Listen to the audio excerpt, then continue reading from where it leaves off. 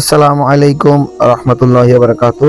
যারা যারা এই কবরস্থানে আসেন, আসার পর অনেকেই ভিডিও করেন। এই যে দেখেন, এক ভাই ভিডিও করার কারণে এই পুলিশ ভাইয়ের মোবাইলটা নিয়ে গেছে। তো যারা যারা ভিডিও করবেন একটু সাবধানে থাকবেন। আসলে সবাই ভিডিও করে, তো এই ভাই আসলে ভিডিও করতে গিয়ে এই কবরস্থানে থেকে মাটি উঠাইছিল, তাই এই ভাইকে পুলিশে ধরে তার মোবাইলটা নিয়ে গেছে। তো সবাই এখানে আসার পরে তো একটু সাবধানে থাকবেন। পুলিশের সামনে আপনারা কখনোই ভিডিও কইরা তারপরে এই কবরস্থান থেকে কোনো মাটি বা কোনো কিছু উঠার চেষ্টা করবেন না, কারণ চেষ্টা করলে আপনার মোবাইল নিয়ে গেলে আপনার মোবাইলের অনেক গুরুত্বপূর্ণ জিনিসগুলো ডিলিট করে দিবে পুলিশে।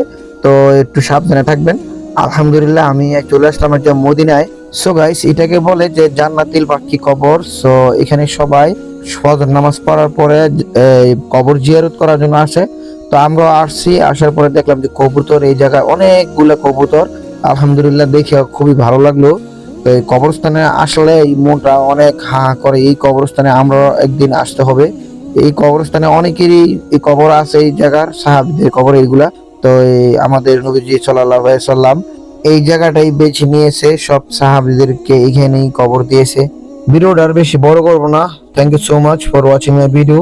এন্ড ভালো লাগলে শেয়ার দিয়ে সবাইকে দেখার সুযোগ করে দিবেন। সবাই একবার আমিন লিখে যাবেন। আসসালামু আলাইকুম।